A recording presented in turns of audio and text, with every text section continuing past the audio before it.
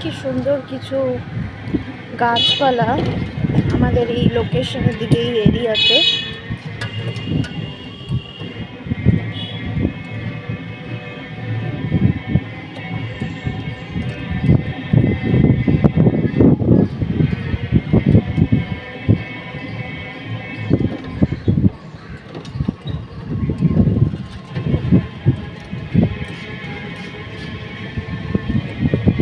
Greenery দেখলে মনটা সবসময় একটুখানি অন্যরকম হয়ে যায়।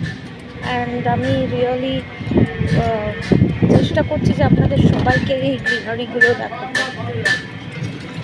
অ্যান্ড অফকোর্স তার মাঝে মাঝে ডেইলি লাইফের কিছু ব্যাপার স্যাপার।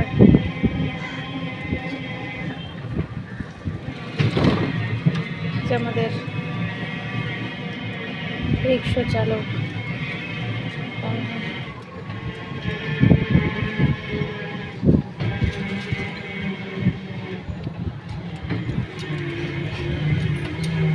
ওই যে সামনে একটা গুলমোহর গাছ দেখতে পাচ্ছেন, এটাকে বাংলায় অনেকে কৃষ্ণচূড়া বলে।